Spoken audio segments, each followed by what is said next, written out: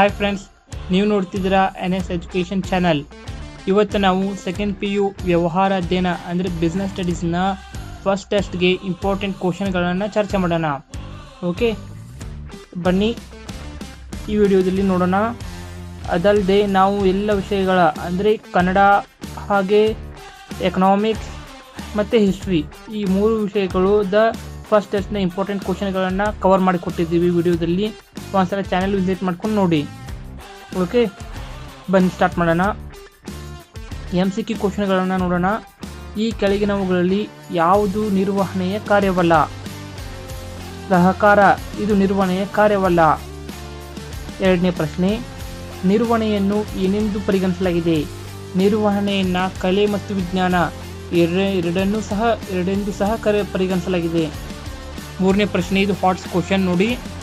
ತುರ್ತು ಪರಿಸ್ಥಿತಿಯಲ್ಲಿ ವ್ಯವಸ್ಥಾಪಕನು ತನ್ನ ಅಧೀನರಲ್ಲಿ ನೇರ ಸಂವಹನ ನಡೆಸಲು ಸೂಚಿಸಿದರೆ ಇದು ಯಾವ ತತ್ವದ ಉದಾಹರಣೆಯಾಗಿದೆ? ಇದು ಗ್ಯಾಂಗ್ಪ್ಲಾಂಕ್ನ ಉದಾಹರಣೆಯಾಗಿದೆ. ಇದು ಹಾಟ್ಸ್ ಕ್ವಶನ್. ನಿಮ್ಮ ಲೆಕ್ಚರರ್ಗಳು ನಿಮ್ಮ ಟೆಸ್ಟ್ ಪೇಪರ್ನ ತಯಾರಿಸೋ ಕಾರಣ ಅವರ ಮೇಲೆ ಡಿಪೆಂಡ್ ಆಗಿರುತ್ತೆ, ಅವರು ಹಾಟ್ಸ್ ಕ್ವಶನ್ ಹಾಕ್ತಾರೋ ಇಲ್ವೋ ಅಂತ. ಬಟ್ ಆ್ಯನ್ಯುವಲ್ ಎಕ್ಸಾಮ್ ಮತ್ತು ಮಿಡ್ ಟರ್ಮ್ ಎಕ್ಸಾಮ್ ಪ್ರಿಪ್ರೇಟರಿ ಇವೆಲ್ಲಕ್ಕೆ ಸಹ ಹಾಟ್ಸ್ ಕ್ವಶನ್ ಬಂದೇ ಬರುತ್ತೆ, ಅದಂತೂ ಕನ್ಫರ್ಮ್. ಓಕೆ, ಮೂರನೇ ಪ್ರಶ್ನೆಯನ್ನು ನೋಡ್ಕೊಳ್ಳಿ. ಮೂರನೇ ಪ್ರಶ್ನೆ ಆನ್ಸರ್ ಗ್ಯಾಂಗ್ಪ್ಲಾಂಕ್. ಹಾಗೆ ನಾಲ್ಕನೇ ಪ್ರಶ್ನೆ ಸಹ ಹಾಟ್ಸ್ ಕ್ವಶನ್ ಅನ್ನು ಹಾಕಿದ್ದೀನಿ. ಕೋವಿಡ್-19 ಸಂದರ್ಭದಲ್ಲಿ ಮಾಸ್ಕ್ ಮತ್ತು PPE ಕಿಟ್ಗಳ ಕಡ್ಡಾಯ ಬಳಕೆಗೆ ಕಾರಣವಾದ ವ್ಯವಹಾರ ಪರಿಸರದ ಸಂಬಂಧಿತ ಆಯಾಮವನ್ನು ಗುರುತಿಸಿ.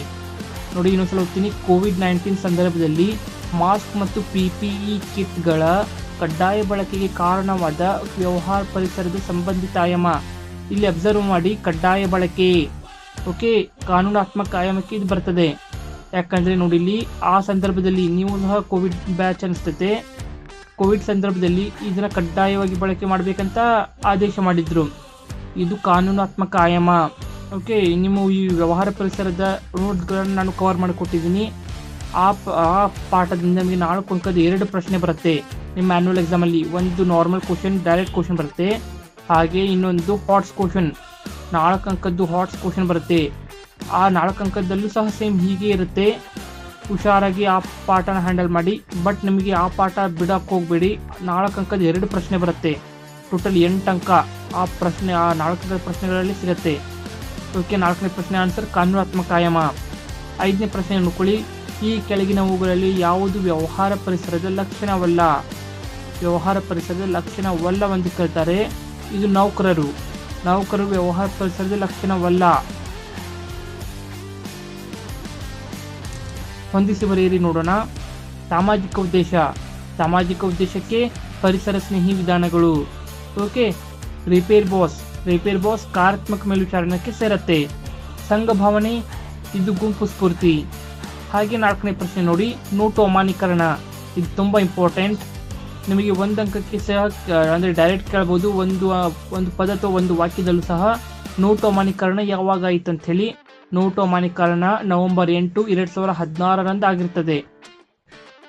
ಬಿಟ್ಟ ಸ್ಥಳ ಪ್ರಶ್ನೆಗಳು ನೋಡೋಣ.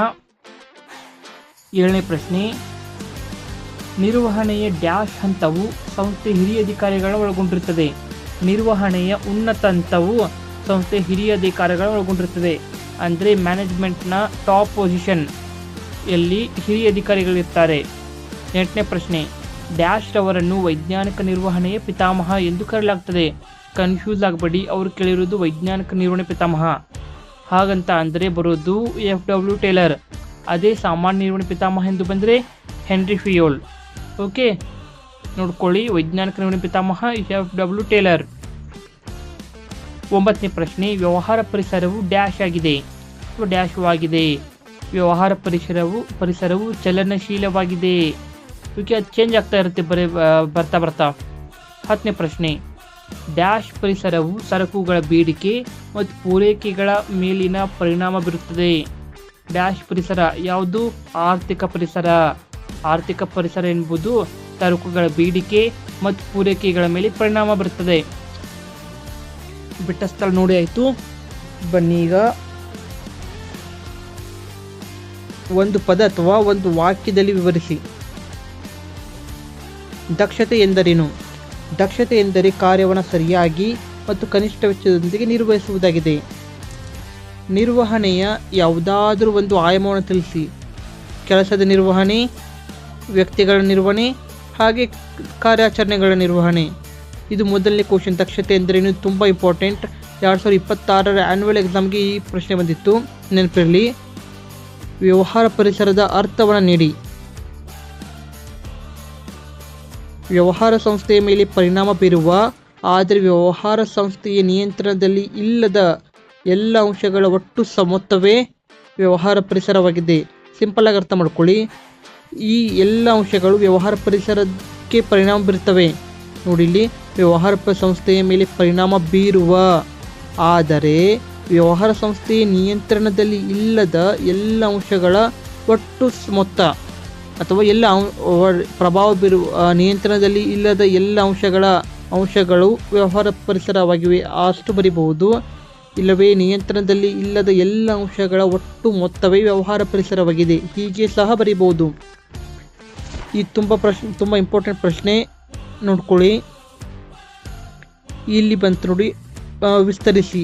ನಿಮಗೆ ಫುಲ್ ಫಾರ್ಮ್ ಅಂತೂ ಒಂದಂತೂ ಕೇಳ್ತಾರೆ. ಆ್ಯನ್ಯುವಲ್ ಎಕ್ಸಾಮಲ್ಲಿ ಇರಲಿ, ಟೆಸ್ಟ್ ಪೇಪರ್ ಇರಲಿ, ಮಿಡ್ ಟರ್ಮ್ ಇರಲಿ, ಪ್ರಿಪ್ರೇಟರಿ ಯಾವುದೇ ಪ್ರಶ್ನೆ ಪತ್ರಿಕೆ ಇರಲಿ, ಒಂದು ಫುಲ್ ಫಾರ್ಮ್ ಅಂತೂ ಕೇಳ್ತಾರೆ. ಈಗ ನಿಮ್ಮ ಇದನ್ನು ಪೋರ್ಷನ್ ಕವರ್ ಆಗಿರೋ ಪ್ರಕಾರ ಇವೆರಡು ತುಂಬ ಇಂಪಾರ್ಟೆಂಟ್ ಫುಲ್ ಫಾರ್ಮ್ಗಳು. ಎಲ್ ಪಿ ಜಿ ಅಂದರೆ liberalisation, privatisation and globalisation. LPG L ಅಂದರೆ ಉದಾರೀಕರಣ ಅಂದರೆ ಲೈಬ್ರಲೈಸೇಷನ್, ಪಿ ಅಂದರೆ ಪ್ರೈವೇಟೈಸೇಷನ್ ಖಾಸಗೀಕರಣ, ಮತ್ತು ಗ್ಲೋಬಲೈಸೇಷನ್ ಜಾಗತೀಕರಣ ಬರುತ್ತೆ. ಇಲ್ಲಿ ನೋಡಿ 15ನೇ ಪ್ರಶ್ನೆ, ಇದು ಸಹ ತುಂಬ ಇಂಪಾರ್ಟೆಂಟ್. BIFR ಅನ್ನು ವಿಸ್ತರಿಸಿ. BIFR board for industrial and financial reconstruction. ಇನ್ನೊಂದ್ಸಲ ಓದ್ತಾ ನೋಡಿ.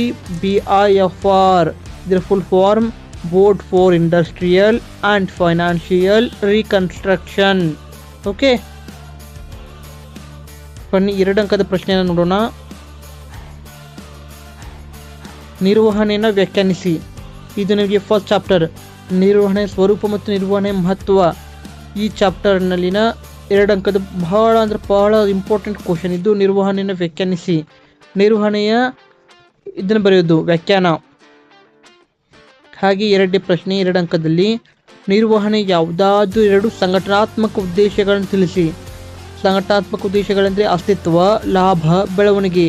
ಇವುಗಳು ಸಂಘಟನಾತ್ಮಕ ಉದ್ದೇಶಗಳಲ್ಲಿ ಬರ್ತವೆ. 3ನೇ ಪ್ರಶ್ನೆ ನೋಡಿ, ಏಕರೂಪ ಆಜ್ಞೆ ಮತ್ತು ಏಕರೂಪ ನಿರ್ದೇಶನಗಳ ನಡುವಿನ ವ್ಯತ್ಯಾಸ. ಇದು ನಿಮಗೆ 2026 ಆ್ಯನ್ಯುವಲ್ ಎಕ್ಸಾಮಲ್ಲಿ ಬಂದಿತ್ತು. ಒಂದ್ಸಲ ಕ್ವಶನ್ ಪೇಪರ್ಗಳನ್ನು ಅನಲೈಸ್ ಮಾಡಿ. ಏಕರೂಪ ಆಜ್ಞೆ ಮತ್ತು ಏಕರೂಪ ನಿರ್ದೇಶನಗಳ ನಡುವಿನ ವ್ಯತ್ಯಾಸ.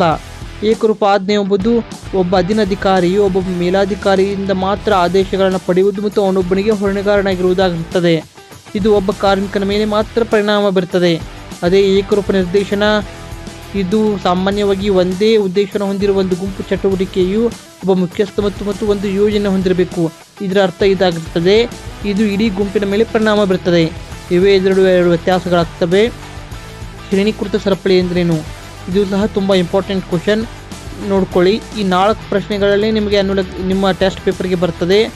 ತುಂಬ ಇಂಪಾರ್ಟೆಂಟ್, ಮಿಸ್ ಮಾಡಬೇಡಿ. ಎಲ್ಲವನ್ನ ಓದ್ಕೊಂಡು ಹೋಗಿ. 4 ಅಂಕದ ಪ್ರಶ್ನೆ ನೋಡೋಣ. ಹೆನ್ರಿ ಫಿಯೋಲ್ಡ್ ಅವರ ಪ್ರಕಾರ ಯಾವುದಾದರೂ 4 ನಿರ್ವಹಣೆ ತತ್ವಗಳನ್ನು ವಿವರಿಸಿ. ಹೆನ್ರಿ ಫಿಯೋಲ್ಡ್ ಅವರು ಹೊರಡಿಸಿರುವ ನಿರ್ವಹಣೆ ತತ್ವಗಳನ್ನು ವಿವರಿಸಬೇಕಾಗ್ತದೆ. ಒಟ್ಟಾಗಿ ಅವರು 14 ನಿರ್ವಹಣೆ ತತ್ವಗಳನ್ನು ಕೊಟ್ಟಿದ್ದಾರೆ. ಅವುಗಳಲ್ಲಿ ಯಾವುದಾದ್ರು 4ಗಳು ಏಕರೂಪ ಆಜ್ಞೆ, ಏಕರೂಪ ನಿರ್ದೇಶನ, ಕ್ರಮ, ಹಾಗೆ ಮುಂತಾದವುಗಳು. ಯಾವುದೇ ಇರಲಿ, ಶಿಸ್ತು, ಇಂಥವು 4ಗಳನ್ನು ವಿವರಿಸಬೇಕಾಗ್ತದೆ. 4ನ್ನು ನೀಟಾಗಿ ವಿವರಿಸಿದ್ರೆ ಮಾತ್ರ ನಿಮಗೆ 4 ಅಂಕ ಕೊಡ್ತಾರೆ.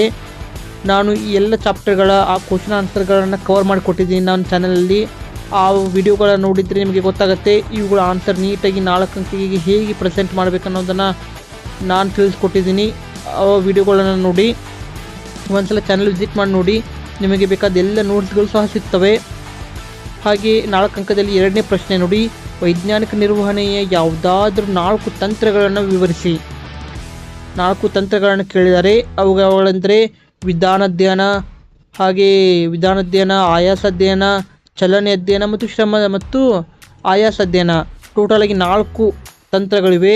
ಅವುಗಳನ್ನು ಸಹ ನಾನು ಕವರ್ ಮಾಡಿಕೊಟ್ಟಿದ್ದೀನಿ ಚಾನಲಲ್ಲಿ. ಇದು ಸೆಕೆಂಡ್ ಚಾಪ್ಟರ್ ಕ್ವಶನ್ ನೆನಪಿರಲಿ. ಅದರಲ್ಲಿ ನೋಡಿ 3ನೇ ಪ್ರಶ್ನೆ ನೋಡಿ, ವ್ಯವಹಾರ ಪರಿಸರದ 4 ಲಕ್ಷಣಗಳನ್ನು ವಿವರಿಸಿ. ನಾನು ಮೊದಲೇ ಹೇಳಿದ್ದೆ ಈ ಚಾಪ್ಟರಿಂದ 4 ಅಂಕದ 2 ಪ್ರಶ್ನೆಯನ್ನು ನಿಮಗೆ ಆ್ಯನ್ಯುವಲ್ ಎಕ್ಸಾಮಲ್ಲಿ ಕೇಳ್ತಾರೆ. ಸೊ ನಾನು ಸಹ 4 ಅಂಕದ 2 ಪ್ರಶ್ನೆಯನ್ನು ಸಹ ನಿಮ್ಮ ಟೆಸ್ಟ್ ಪೇಪರ್ಗೆ ಕೊಟ್ಟಿದ್ದೀನಿ. ಇವೇ ಕ್ವಶನನ್ನು ಕೇಳ್ತಾರೆ ನೋಡಿ. ವ್ಯವಹಾರ ಪರಿಸರದ 4 ಲಕ್ಷಣಗಳನ್ನು ವಿವರಿಸಿ. ಇದು ಡೈರೆಕ್ಟ್ ಕ್ವಶನ್, ನಾರ್ಮಲ್ ಕ್ವಶನ್. ಇದು ಸಿಂಪ್ಲಿ ನಿಮಗೆ ಅರ್ಥ ಆಗುತ್ತೆ. 4 ಅಂಕಕ್ಕೆ ಡೈರೆಕ್ಟಾಗಿ ಕೇಳಿದ್ದಾರೆ. ಬಟ್ ಹಾಟ್ಸ್ ಕ್ವಶನನ್ನು ಕೇಳ್ತಾರೆ. ಇಲ್ಲಿ ಅದನ್ನು ಕೊಟ್ಟಿದ್ದೀನಿ ನೋಡ್ಕೊಳ್ಳಿ. ಇಲ್ಲಿ ನೋಡಿ,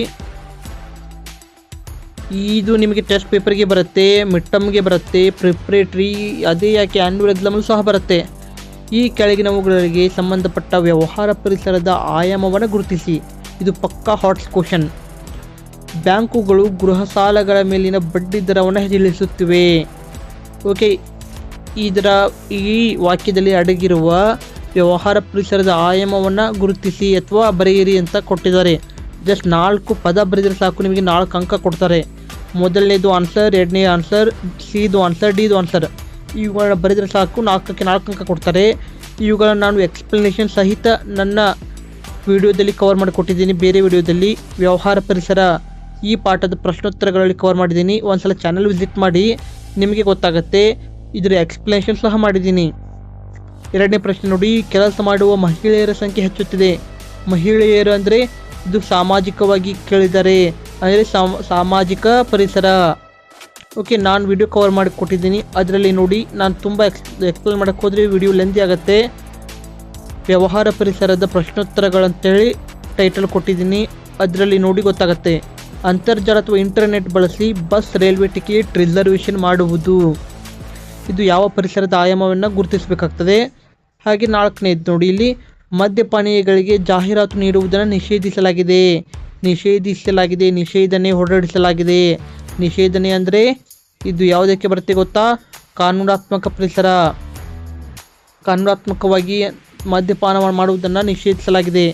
ಅಂದರೆ ಮದ್ಯಪಾನ ಮಾಡುವುದಲ್ಲ, ಜಾಹೀರಾತು ನೀಡುವುದನ್ನು. ಮದ್ಯಪಾನ ಮಾಡುವುದನ್ನು ಶಾಲಾ ಆವರಣಗಳಲ್ಲಿ ಇತರ ಸಾಮಾಜಿಕವಾಗಿ ನಿಷೇಧಿಸಲಾಗಿದೆ. ಬಟ್ ಜಾಹೀರಾತು ನೀಡುವುದನ್ನು ಕಾನೂನಾತ್ಮಕವಾಗಿ ನಿಷೇಧಿಸಲಾಗಿದೆ. ಓಕೆ, ನಾನು ಈ ಪ್ರಶ್ನೆಯನ್ನು ತುಂಬ ಎಕ್ಸ್ಪ್ಲನೇಷನ್ ಸಹಿತವಾಗಿ, ಉದಾಹರಣೆ ಸಮೇತವಾಗಿ ವಿಡಿಯೋ ಕವರ್ ಮಾಡಿಕೊಟ್ಟಿದ್ದೀನಿ. ಅದರಲ್ಲಿ ನೋಡಿ ಗೊತ್ತಾಗುತ್ತೆ. ಓಕೆ, 8 ಅಂಕದ ಪ್ರಶ್ನೆಯನ್ನು ನೋಡೋಣ.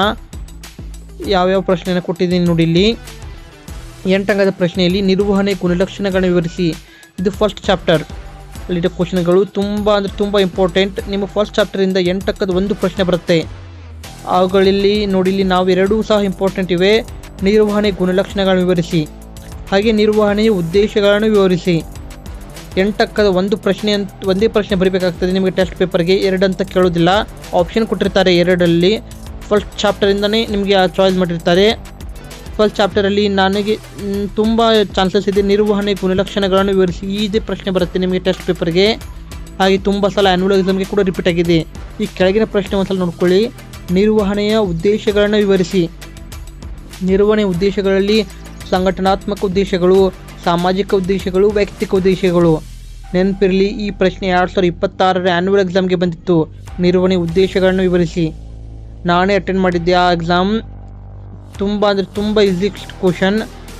ನಾನು ವಿಡಿಯೋದಲ್ಲಿ ಕವರ್ ಮಾಡಿಕೊಟ್ಟಿದ್ದೀನಿ.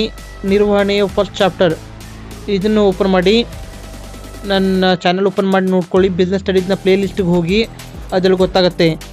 ಹಾಗೆ ಇದು ನಿರ್ವಹಣೆ ಗುಣಲಕ್ಷಣಗಳು. 8 ಗುಣಲಕ್ಷಣಗಳಿವೆ. ಅವುಗಳನ್ನು ನಾನು ಒಂದು ಕೋಡ್ ಮುಖಾಂತರ ನಿಮಗೆ ತಿಳಿಸ್ಕೊಟ್ಟಿದ್ದೀನಿ. ಗುಬ್ಬಚ್ಚಿ ಸನಿಹ. ಈ ಕೋಡ್ ಮುಖಾಂತರ 8 ವಾಕ್ಯಗಳು, 8 ಲಕ್ಷಣಗಳನ್ನು ನಾವು ನೆನಪಿಟ್ಕೊಳ್ಬಹುದು. ಓಕೆ, ನೀವು ನನ್ನ ಚಾನಲ್ ವಿಸಿಟ್ ಮಾಡಿ, ಶಾರ್ಟ್ಸಲ್ಲಿ ಹೋಗಿ, ಶಾರ್ಟ್ಸ್ ವಿಡಿಯೋದಲ್ಲಿ ನೋಡಿದ್ರೆ ಗೊತ್ತಾಗುತ್ತೆ.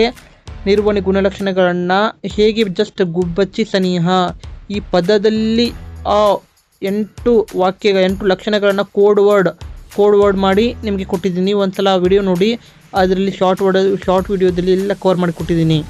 ಓಕೆ, ಇವುಗಳು ನಿಮ್ಮ ಫಸ್ಟ್ ಟೆಸ್ಟ್ಗೆ ಇಂಪಾರ್ಟೆಂಟ್ ಕ್ವಶನ್ಗಳಾಗಿದ್ದವು. ಇದೇ ರೀತಿ ನೋಟ್ಸ್ಗಳಿಗಾಗಿ ಚಾನಲ್ ಸಬ್ಸ್ಕ್ರೈಬ್ ಮಾಡ್ಕೊಳ್ಳಿ.